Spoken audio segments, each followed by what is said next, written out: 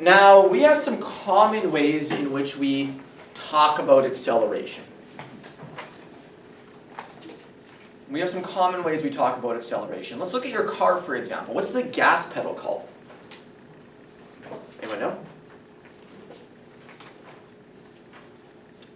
What's the technical word for the gas pedal? It is the accelerator, right? Because what does the gas pedal cause you to do? If I slam on the gas pedal, what am I going to do?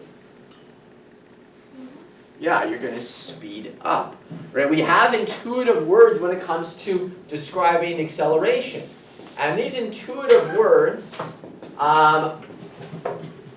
these are things that you can use all the time in this course. I don't expect you to use accelerating and decelerating. You can say, what was that, Shifa? Speed up. You can say speeding up. And you can say slowing down. So that's really what acceleration is. It is speeding up or slowing down. And you have an intuitive feel for acceleration. Let's say you were in a vehicle on the highway. You were traveling 100 kilometers per hour. I blacked out all of your windows. I made it so there was no road noise, no vibration at all. Would you know you are going 100 kilometers an hour? What do you think? Think about it. Once you get to 100 kilometers an hour in your car and you're traveling at that constant velocity, if I blocked out all of your windows so you couldn't see outside, and I made it so there was no road noise, no vibrations at all, you couldn't hear the engine of your car, would you know you were going 100 kilometers an hour? Yeah. How? By checking the speed meter in front of You us. can't see the speedometer. By covering the distance in time. You can't see outside. Okay. You wouldn't know, right? You wouldn't know. Your body doesn't have a little sensor in it to sense constant velocity, aka no change in your acceleration. If you're not speeding up or slowing down, you don't feel that. But if I slam on the gas pedal, what do you feel? Slow down. When I slam on the gas pedal? What happens when I slam on the gas pedal? What would you feel in a car? What would happen? Speed up. You'd be speeding up, but would you feel that acceleration? Yeah, you would, right? You would for sure feel that acceleration. With all the windows blocked out, you would feel that acceleration. What happens when you slam on the brakes? Would you feel that deceleration? Yeah. Yeah, you would, right? So we do have an intuitive sense for acceleration and deceleration. But what is acceleration? Let's define it in a more scientific way. So first off, is it a vector? Do you guys remember? Is it a vector or a scalar? Vector. Yeah, it is one of those vectors. And as a result, it needs a magnitude and a direction. But acceleration, we're going to define it as, so it's defined as the rate at which an object changes its velocity.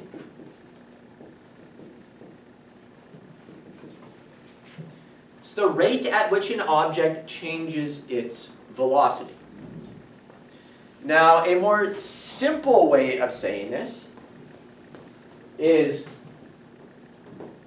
an object has an acceleration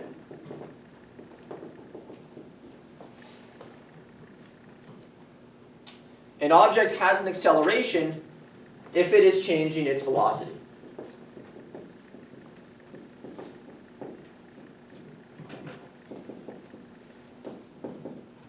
If it's changing its velocity. So anytime we change that velocity, we need to have a resulting acceleration. Right? Anytime there is a change in velocity, there was an acceleration that caused that change.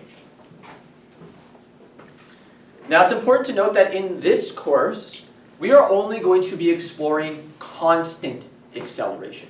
When I say constant velocity or constant acceleration, what does that mean? Constant. C. Yeah, not changing the same, right? So if, in this course, if I say your acceleration is 2 meters per second squared, that is the acceleration. We will not see accelerations that change over time. Okay? So let's look at the formula for acceleration now. Now, acceleration based on our definition here is going to be equal to our change in our velocity over the change in time. And what was the Greek letter I used to represent change in? Delta. Someone remember? Right on. So that's going to be the change in our velocity over the change in our time. And remember, how is it that I measure the change in something? How is it that I remember the change in something? By speed. Not by speed, no. I'm saying, like, how would I measure the change in something? We take the what minus the what? Excellent. Finish minus the start, the final minus the initial, right? So it's going to be our final minus our initial in order to find the change.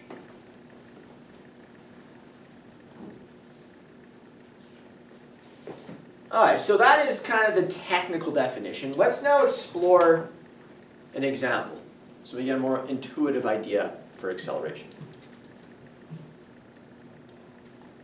But let's start now with a constant velocity so we can see what that looks like. So let's say we had, let's plot some numbers here. So here we have our position, and we're going to measure our position in meters. And here we're going to say time, and we're going to measure that in seconds. And let's say that we had an object that was represented like this. So, no, 0. 0 and 0, let's keep this super simple. 1 and 1, 2 and 2, 3 and 3. Just by looking at this information, what is the velocity of our object? You should be able to just see intuitively what the answer is. What is the velocity of our object?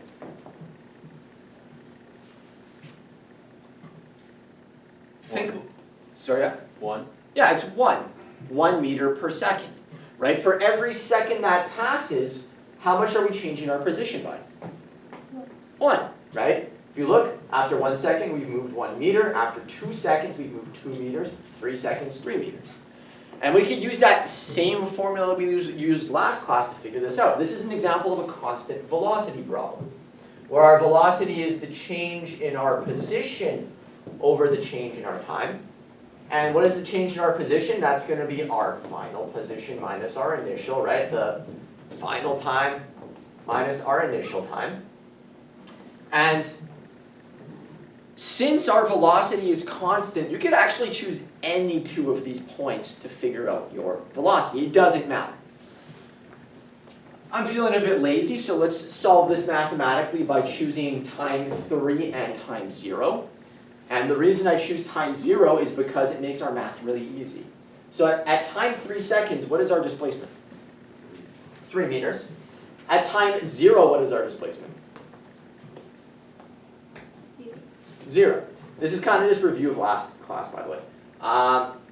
Now, if we do the math, we clearly see 3 divided by 3 is 1 meter per second. So this is what an object would look like if we plotted their displacement versus time for an object that has constant velocity of 1 meter per second. Now, if I represented a different object, let's say I had an object that instead was doing, say, this. Let's say it was doing this instead. So here, Same thing, I'm going to say it's our displacement versus our time. And we're going to say at 0 seconds it was 0. At 1 second it was, we'll say 2. At, no, it'd be 1, sorry, it'd be 1. At 2 seconds it was 4. At 3 seconds it was 9. And at 4 seconds it was 16.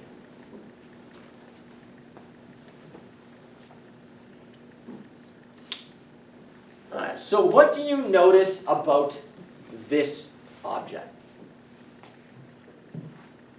Looking at their displacement versus their time, their change in position versus their time, what do you notice as time goes on?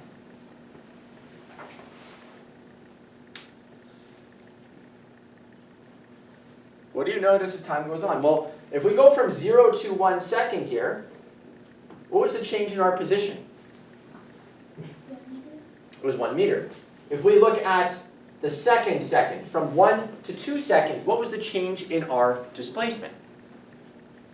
3. It was 3 meters. From 2 seconds to 3 seconds, what was the change in our position? 6. What was the change in our position? 5. 5. And then lastly, from 3 to 4 seconds, what was the change in our position? 7. 7. What do you notice is happening here? It's going up by 2. It's going up by 2, but more importantly, it's going up. If we are increasing the amount of distance we cover per unit of time, what does that tell you in regards to our speed? What are we doing? What's happening to our velocity here? Speeding up. Excellent, we are speeding up, right? Does that make sense? Because if we are covering more and more distance every second, clearly we are speeding up. Now, I don't expect you to be able to do this next part here, but I'm going to tell you what our velocities were at each second. So we'll say in meters per second, and we'll say our time is in seconds. Now, our velocity at 0 seconds was still 0. At 1 second, it was actually 2 meters per second. At 2 seconds, it was 4. At 3 seconds, it was 6. And at 4 seconds, it was 8. At 4 seconds, it was 8.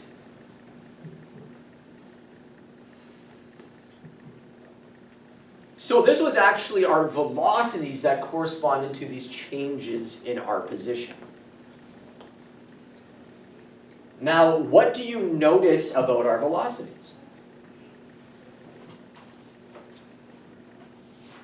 What's happening?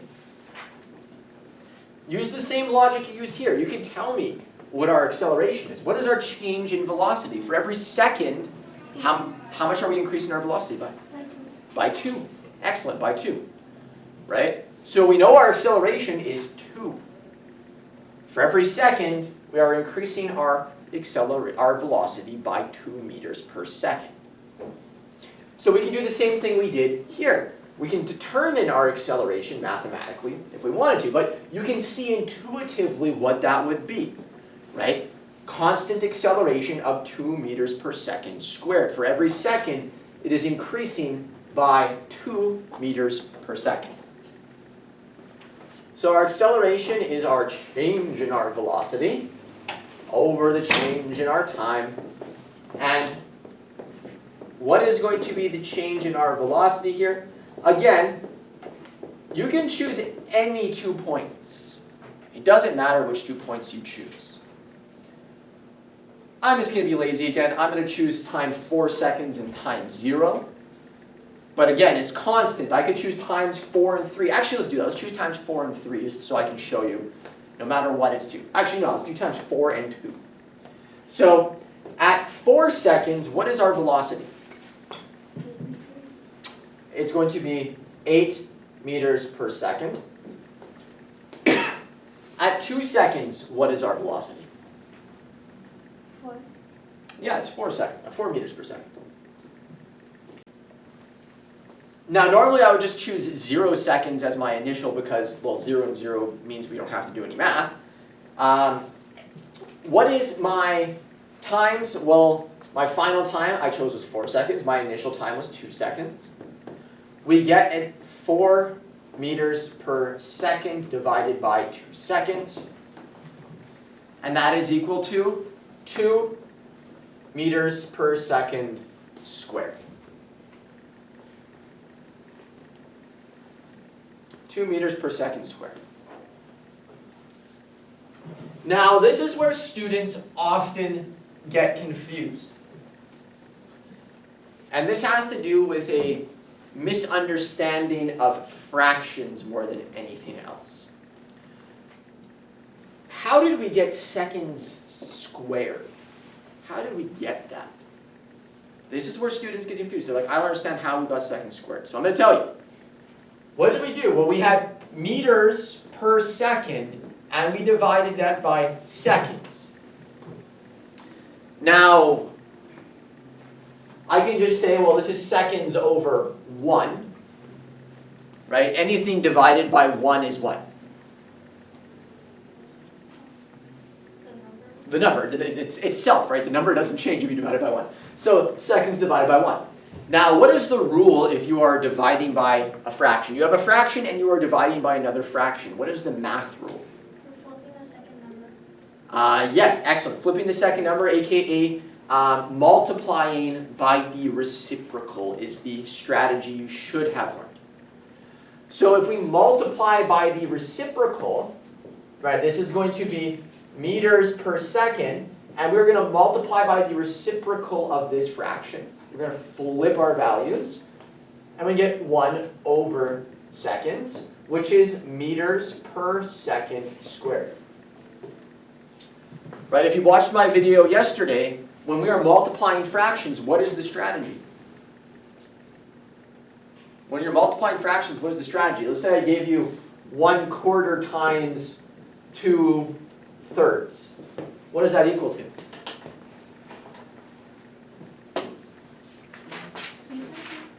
Sorry? You're right. Before you reduced it, though. How did you figure that out?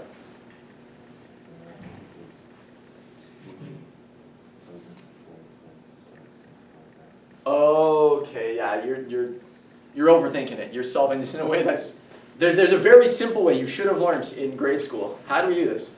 Factor out Nope. LCM, Nope. Yeah. multiply the top. There we and the go. bottom line. You multiply the numerators and you multiply the denominators. That's it. So this is 2/12. I did the same thing here. M times 1, well, that's just meters. S times S, well, that's the same as saying x times x, right? That's going to give me seconds squared, x squared, same thing. So the math in this unit isn't hard, but if you have those gaps in your understanding of fractions, a lot of the dimensional analysis we do, a lot of the focusing on units, tends to not make sense to students. And believe it or not, this is essential for chemistry and for physics throughout high school, university. Dimensional analysis, it's extremely important. So brush up on your fractional understanding. It'll help you a lot in this course. All right, so that's where meters per second squared comes from. Now your units aren't always going to be that pretty, and we'll show you an example in a little bit. But that is the theory behind one. So I've been kind of just focusing on the magnitude of acceleration at this point. I've just been focusing on the magnitude. Since it's a vector, what else does it have?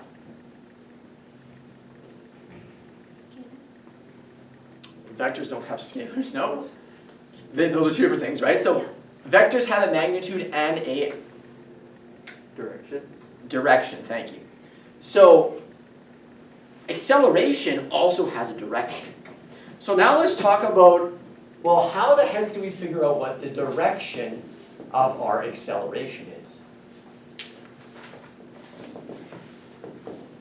How do we figure that out?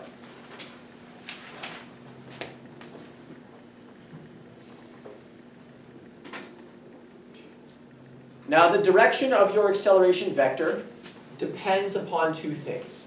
So the direction of the acceleration vector depends on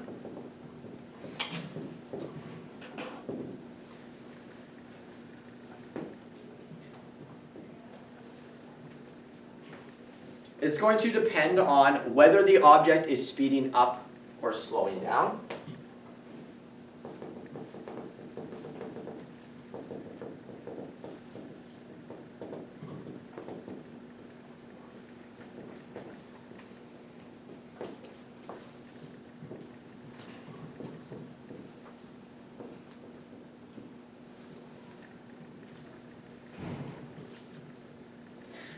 And it's going to depend on the direction of that object's motion. So whether the object is traveling in the positive or negative direction.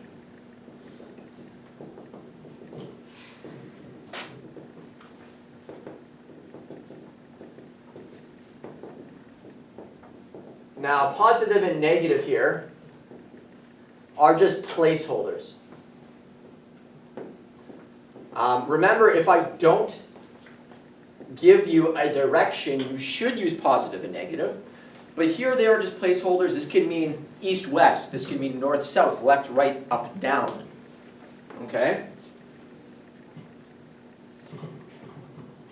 However, there is a simpler way to write this. There is kind of a general rule which you can use for figuring out your direction of your acceleration. And that general rule is this.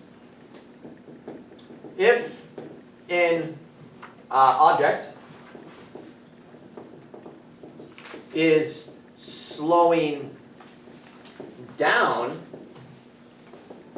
the acceleration is in the opposite direction to its motion. So if an object is slowing down, the acceleration is in the opposite direction to its motion. So let's say I am moving this way and I start to slow down. Which way was my acceleration? If I'm moving this way, which way is my acceleration if I slow down? Which way? Yeah, exactly, you're right? So if I am moving, right, if I'm moving here from my left to right, right, and then I slow down, my acceleration to slow me down was in that direction. Okay, let's say, for example, you are traveling north on the highway, and then the light turns red and you slow down to a stop. What was your acceleration? Well, I said north, so what would be your acceleration if you're slowing down? You're traveling north and you see a red light and then you start to slow down your car. What direction is your acceleration? South. South. Right, let's say I'm running east, right, and then a car pulls out in front of me and I have to come to a rapid stop. What was my acceleration? Which direction?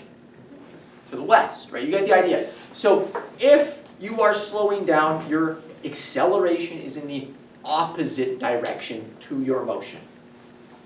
Now the opposite is also true. So if an object is speeding up,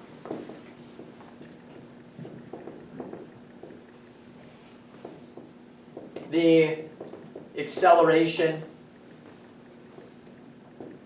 is in the same direction. I probably should say as its motion. I think that sounds better. It's the same direction as its motion. Right? So if I'm traveling this way and I'm speeding up, what is my acceleration? It's also that way, right? So it's always going to be in the same direction, right? If I'm at a stop sign and I start to speed up away from the stop sign in the eastward direction, what is my acceleration? Right, I'm at a stop sign and I start to accelerate away from the stop sign, right? And I'm traveling east. What is my acceleration? What direction? East.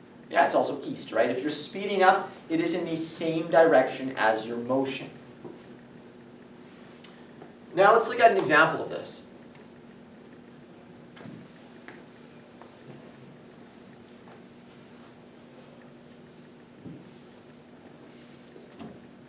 Let's say you had an object that was doing this. Here's my velocity. We're going to say in, let's just say kilometers. Let's use some different units here. Kilometers per hour. And let's say my time is in seconds. And let's say at 0 seconds we were traveling 20 kilometers an hour. Yeah, actually this makes sense. And then 15, and then 10, and then 5.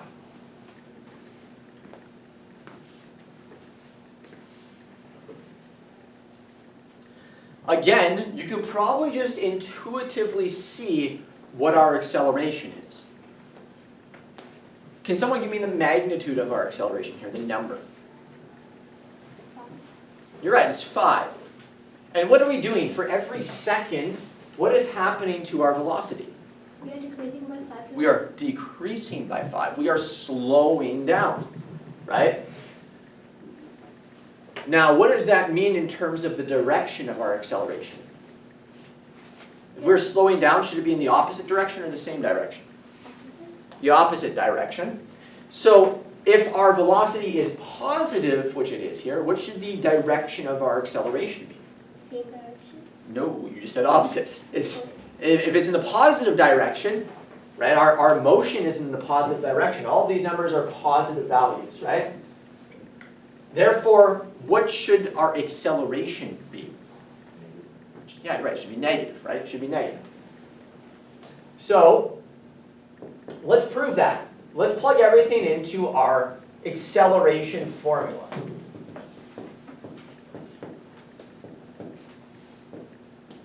Let's plug everything into our acceleration formula.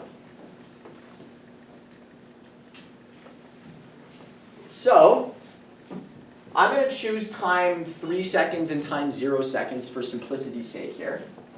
At 3 seconds, what was our velocity? 5 kilometers per hour. What was our velocity at 0 seconds? 20 kilometers per hour. What is our time? What is the change of time here? 3 seconds. 3 seconds, right? We went from 0 to 3 seconds. So, what is 5 minus 20? Negative 15.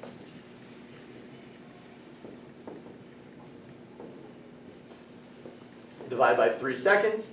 And this gives us negative 5 kilometers per hour per second.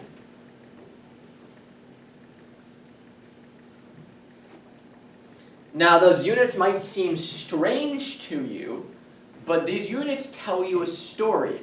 It's saying for every second, we are decreasing our speed by 5 kilometers an hour.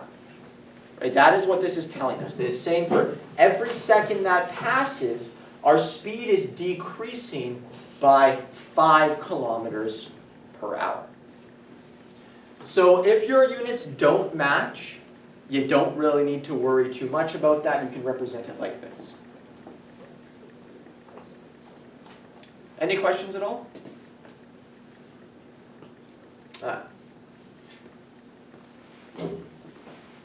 Let's do another example.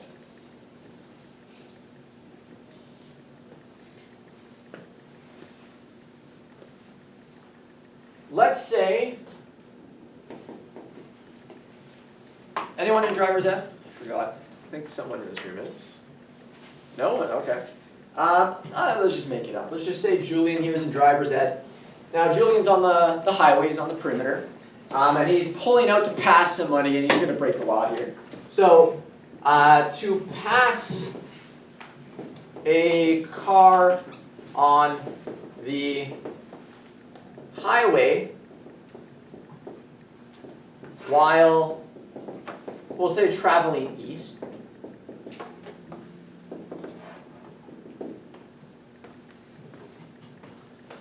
you increase your velocity from 100 kilometers an hour to, let's say, 120 kilometers an hour in 2 seconds. We'll keep the math very simple here. I want to know, what is your acceleration? Okay, so take a minute right now. Try to figure out the acceleration of your vehicle. Does anyone have an answer for me? Yep. 10 what? 10.5 seconds. Good. And you're missing one thing though. You're right, you're just missing one thing. So let's figure this out together. We have our acceleration is equal to the change in our velocity, which is our final minus our initial velocities. And this is going to be divided by our time, our change in our time, which I don't really need to write final and initial here because we know the change in our time. So what was our final velocity? 100 kilometers per hour. Not 100. Oh, 1.4. 120 kilometers an hour, right? 120 kilometers per hour. And our initial was 100 kilometers per hour. And this change happened over the course of 2 seconds, which would mean that we have a change of 20 kilometers per hour over 2 seconds, which makes our final answer 10, you guys were right, kilometers per hour per second, but we are missing something. What are we missing? East. Ah, very well done. East. Right, since we are speeding up, our acceleration is in the same direction as our direction of travel. Does that make sense?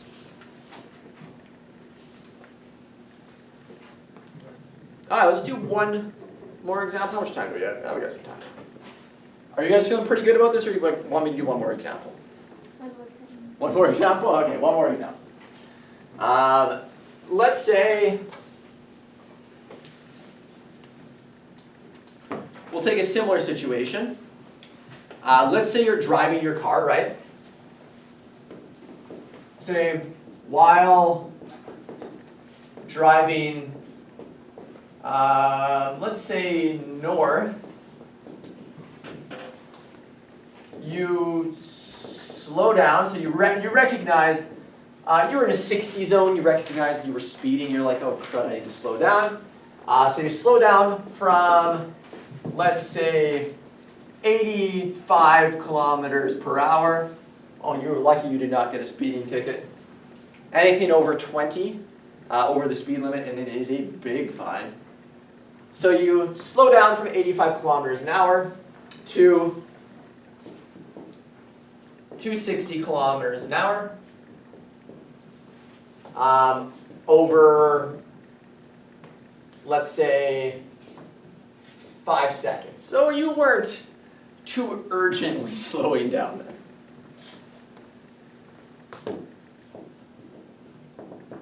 What is the car's acceleration?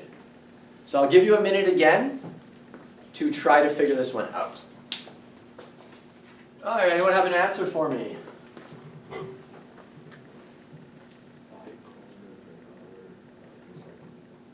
Towards south. -5, yeah. Ah, interesting. Okay, so I'll tell you what we do in that situation. What does negative really mean? Does anyone know? Mathematically, if I subtract, what does that really mean? Like you're going It means do the opposite of, you're right, so do the opposite of. Now, I'll show you what we do in that situation where you get that negative. So, you are right, by the way, a lot of you had the right magnitude and the right units, just your direction was a little wonky there. So again, my acceleration is going to be my change in my velocity over the change in my time. And in this case, what was my final velocity? 60 kilometers per hour. And what was my initial velocity? 85. And this happened over the time span of 5 seconds. So we get negative 25 kilometers per hour over 5 seconds, which is negative 5 kilometers per hour per second. And what's the direction? Now, technically, negative 5 kilometers per hour per second north would be, if you put negative, that theoretically is the answer. Because negative means do the opposite of. You would never tell somebody, hey, which direction did you go to school today? You wouldn't say negative north. What would you say? You would say south, right? So we're not going to say north here. What are we going to say? 5 kilometers per hour per second in which direction? The opposite direction that we are traveling, which is south. South. Okay, so theoretically, if you wrote it like this, negative 5 kilometers per hour per second north, actually no, I'm going to mark that wrong. I really want you to try to use the language you would use in your everyday life, right? You wouldn't say negative north, you would say south. So always remember the general rule. If we are slowing down, what does that tell you in regards to the direction of your acceleration? That goes the opposite. Opposite direction, right? So if you are slowing down, your acceleration is in the opposite direction from your direction of travel. So if we are traveling north, and we're slowing down, our acceleration is south. Okay? And if our car here, right, we're speeding up. So if we're speeding up, what does that tell you in regards to your acceleration? We have them in the same speed. Not the same speed, we're moving in the same direction as our speed, as our velocity. Alright, so you have a little bit of time now. Work on those practice questions. So now you're able to do all of the acceleration questions within your booklet.